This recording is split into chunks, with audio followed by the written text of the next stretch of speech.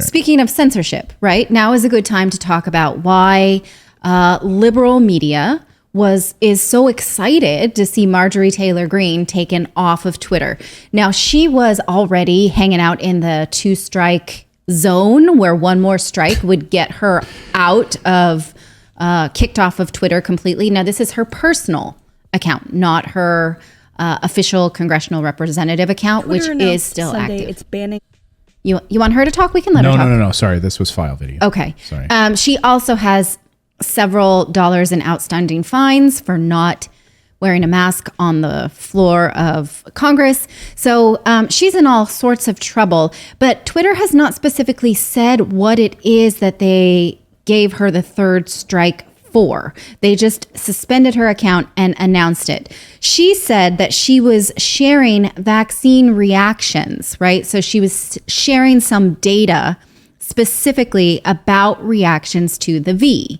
But we can't really tell because her account is suspended and Twitter has not said as such. Yeah, this was the first time I was actually going to defend her, because back when all of this, all this hubbubaloo of her going in and voting certain ways, I started following her just to, to see what she was saying, and seeing her tweets, she was pretty much tweeting the same things that Ron Johnson has been tweeting and things like that. Yeah. So Twitter has permanently suspended Georgia Representative Marjorie Taylor Greene. A Twitter spokesperson said the company permanently suspended the account for repeated violations of our COVID-19 misinformation policy. Okay. What exactly is that? I mean, what exactly is she saying that's so apparently terrible? The tweet at 1:46 p.m. on New Year's Day, according to a screenshot obtained by CNN, basically talked about the different vaccine-related issues that people are having. Yes, she says it was VAERS, which is adverse event reporting system around the V, right? Including deaths. So I searched high and low to see if I could get a screenshot of it, and I couldn't. No, CNN has it. Yeah. And so it's interesting at this point, because it's not like she doesn't say off the wall things. She does all the time. Oh yeah. But she had a fun time with the war on Christmas, and how that is taking Jesus out of Christmas and all that kind of stuff. Like that's just the start of it. But she got a knock from Twitter. She was banned, or she got a violation either on Facebook or Twitter for saying "He is risen," referring to Easter. Yeah. I mean, so I guess Twitter or something thought that she was talking about Trump or something. Then they apologized later and they said that was a mistake in our system. Okay. So I don't think so. That's a Hallmark greeting. He is risen. Yes. I know, but I'm saying, so what you're saying is obviously Twitter is lying. Yes. No, they can't have a filter on that, because people say it all the time. He is risen. And it is a biblical, it's used often by Christians. Yeah, drive by a church. That context. You're going to see it on their billboard out front of a church during Easter. He is risen. So no, it's that had to be a lie. Of course it was a lie. Cookie in the chat is saying, I can't defend that woman. I'm sorry. And you know what? The thing is, like, I don't like that woman either, but we're not defending her. What we have to defend is the ability to be able to talk about things on Twitter. That's what we're defending, not her in particular, because I don't like her either. No. And what I want to get to here on this story, it's not about Marjorie Taylor Greene, whom I can't stand. And it's about big tech. It's about big tech oligarchs who literally, Twitter has a help center. Here is Twitter's help center on COVID-19 misleading information policy. So at what point did big tech become the arbiters of conversation in America, where now they control they control what we get to read, they control what we get to hear, they get to control what we get to say. Big tech runs the show. And if I heard it argued this weekend, like if you want to see, as a kid, you'd go to Washington, D.C. to see the Smithsonian, to see the Capitol building. Like, this is the hall, like this is the city of power, right? This is where America's government is run. No, it's not. If you really want to see it, go out to Silicon Valley. That's where the United States is now run, by Facebook, by Twitter, by Google, all of these big tech companies that control the narrative, that control the dialogue, and they can Congress can pay lip service to this idea of monopolies, and they're going to try to break them up through some sort of monopolistic practice. They're not going to do that. And if these companies are actually inviting that, because it's not going to happen, and they can show that their profits are so low that you can freely use their platforms, you can freely use YouTube, you can freely use Twitter without paying anything. So it's not consumer prices that are going up and so they're going to win a monopoly case against them. They don't care. And what they have is a monopoly on conversation. Mm-hmm. And they contributed millions of dollars to the Biden campaign. They contributed billions of dollars to the Biden campaign, essentially buying their candidates, censoring voices that are quote unquote spreading misinformation. Well, and could you imagine who are they to say that this is misinformation? They're telling us that this is misinformation, right? Like they have like a book of truth that they look through. Let's look through our book of truth. Lick the finger and sort through this book of truth. But it's like Joseph Goebbels would have loved to have social media for his propaganda campaigns back in the day. You know what I mean? Yeah, like, during the Third Reich, of course. Yeah, because they can. I mean, look how easy they can get rid of information and spread the propaganda that they want to spread.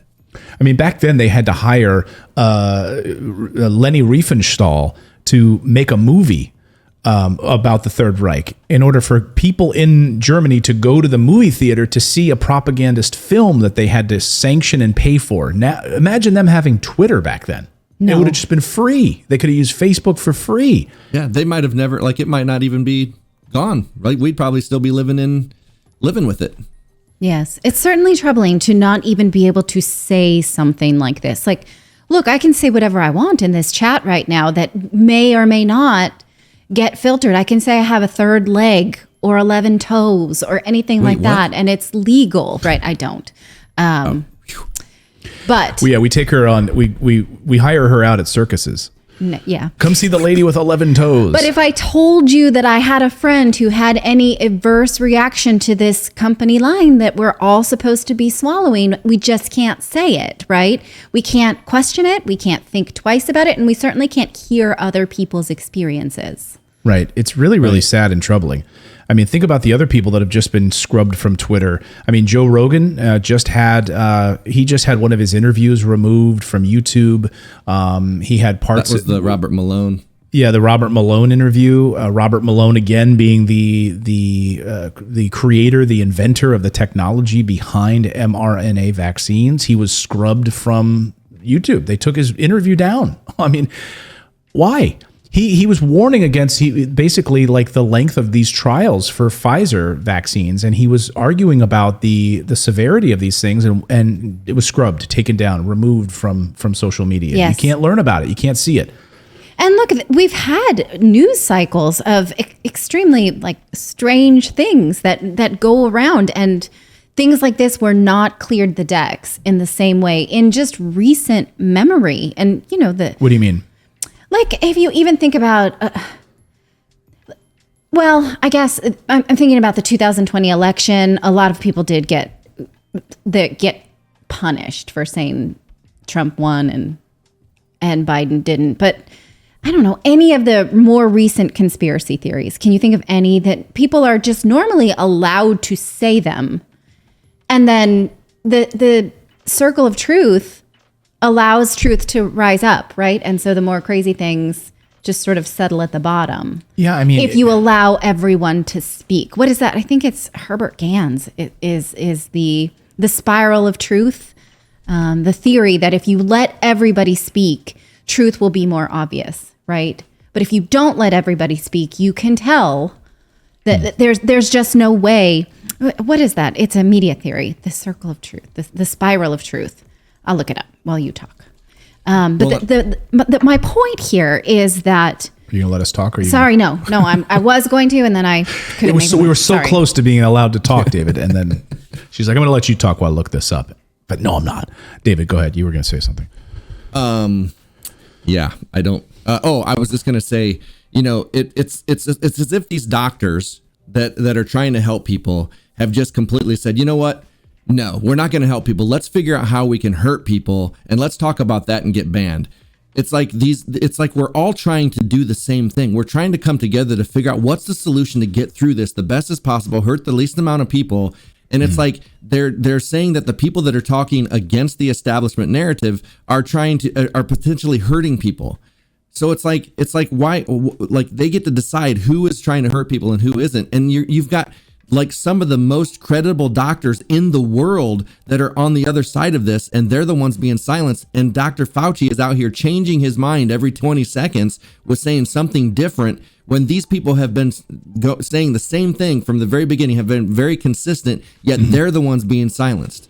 Okay, so the idea is, let me follow up on David's point. Yeah, the WHO has changed their position. The CDC has changed their position, but there have been some doctors who have literally spent their entire careers studying spike proteins, have been studying mRNA vaccine techniques, who've been silenced and banned or kept from, or had their testimony wiped from YouTube in front of a Senate hearing. They're not even allowed. The videos of them in front of a Senate hearing aren't even allowed to be put out to the American people to learn about. And these are the guys that have active preventative and early treatment measures that have, Dr. McCullough said, had they been able to use these methods, they could have saved 80 to 90% of the people who have died in the world. Right. Okay, so the theory is specifically the spiral of silence, not the spiral of truth, by Elizabeth Noel Newman. And it says that in a social group, the media can isolate people for speaking the truth, and then society's perception of itself is altered because these voices who are willing to question are silenced or not given voices, right? So we're not in this show right now holding up Marjorie Taylor Greene as this like arbiter of truth, right? But when people start to get silenced, it reflects a reality back to the mass population that is controlled by the media that may or may not be true. And that is dangerous. Yeah, just look at Twitter. This guy, reporter, DJ Judd, posted this, right? President Joe Biden, First Lady Jill Biden walk their new puppy Commander on the beach in Rehoboth Beach, Delaware. Okay. So what's so heavy about that tweet? Okay. Well, Twitter wants to remind us that some conversations can get heavy. Don't forget the human behind the screen. So now they have these disclaimers for certain things that Twitter deems can get heavy. So what's heavy about this? Well, because people are going to hate on him for wearing a mask on the beach by himself with his. Well, I am. I'm like, why are you wearing he's two masks with his wife and their dog on the beach? Like, what are you worried about? Well, I went to post something on Twitter, which was a reply to some snarky comment, and I said STFU, and Twitter before it sent it, it said, "Are you sure you want to send this? Like you're being violent or whatever." I'm like, yes, yeah, I'm sure I want to send it. Thank you, Twitter, for checking my speech. Thank you, Twitter. Thank you, YouTube. Thank you, Facebook. Thank you, Google, for making sure that the things I don't need to see are suppressed, blocked, that I can't read it, I can't see it. If you tell me what's good for me, big tech oligarchs. But we're getting into a dangerous area here where if you want to counter this, you let everybody speak, right? And then there will be things that you will. No one's going to say everybody should always say whatever they want, right? No one's going to agree to that. And so then somebody's got to draw the line, right? Like you should not be able to talk about abusing children or anything, right? Some things should be. Well, that's why we have laws. I mean, that's why we have laws. We don't have big tech that is now the arbiter of what is right. But big tech always has been when it comes to abuse. No. So could they qualify this as abuse? But what I'm saying is, the argument in the Supreme Court, you're not allowed to yell fire, right, in a crowded place if there's no fire, right? Like you're not allowed to incite. But why is the media doing that? They're doing that just fine, right? Because they make money and they can do whatever they want. Big tech can do whatever the frick it wants. But yeah, you should be allowed to say what you want. You should be able to and you should have then people to say that's wrong. You shouldn't be able to say that. Well, and they get away with this cloak of saying that they're a private company, right? They don't get to say that anymore. there is danger from shouting fire and a bigger danger from using that hazard to rationalize blocking discussion of smoke, unhooking fire detectors and safeguards, deplatforming fire experts who discuss the fire marshal's conflicts of interest regarding fire suppression. Right. Yeah. Exactly. You shouldn't. Big tech, though, the problem with big tech is that I lost my train of thought. Big tech specifically cannot control things. I'm losing my train of thought here. What are you trying to say? I had a really good point that I was going to make, and I can't. Because, sorry, man. Because it's the dog and the doorbell ring and the kids, and it's. There was some crash inexplicably off screen. We remind you that our children are home in homeschool this week, and we are a little we're trying so hard to keep a train of thought, and then we hear off the street. But thankfully, barking. nobody's fighting. To me, if Twitter really was trying to be the arbiter of truth, they would be open to more discussion. Do you know what I mean? If you're an arbiter of truth, then how you get to the truth is you listen to both sides and you work towards the truth. But if you're taking out one side of the conversation, your truth becomes bastardized. It's not real truth. Correct, because of the spiral of silence. But again, there will always be some things that need to be taken off a platform, or I don't even know if the word need is, but we will agree it is appropriate to take certain things off. But being mean to the president, right, may or may not be one of them. You are allowed to be mean to anybody. You are allowed to be nice to anybody. But where then do we give these power? And then now everyone else who may or may not have a likewise opinion to Marjorie Taylor Greene will not say so because of fear of punishment. That is how the spiral of silence eats people up on its way up, right? So maybe I want to say something in a similar vein, but I don't want to lose my platform, and I don't want to be excommunicated from online society. And so I don't say it, right? And that's where not just our American freedom, right? So let's think more globally than that. It's more than just America. It's about, as a society, silencing voices for the world now. Well, we sit back as Americans, right? And we cross our arms and say, God, can you imagine living under Putin's Russia? Can you imagine living in China under Chinese censorship? Yeah, we are literally living in it right now. Yeah, we were all up in arms. Could you imagine if they censored us here like they do in China? Boy, let's not ever let that happen. And then as soon as it all happened with Trump, as soon as Trump got his account taken down, you saw the left just praising that and being like, yes, take him down. We hate that guy. But at the end of the day, and Alex Jones, I think, was the first guy that took the first hit. In that censorship. And it's okay, we're going to take down this really controversial guy and let's see what happens. And people celebrated it. And that was the most dangerous thing, because that exactly put us in line with what China does. Yes, the same with President Trump, right? Did he or did he not incite violence almost 1 year ago this week? And did he or did he not deserve to be taken down? It sort of did feel good to a lot of us to have his voice absent, but is that the right line to draw? It's not become clear to me at all. Yeah. And it's more troubling for them to take the liberties rather than allow dissenting voices.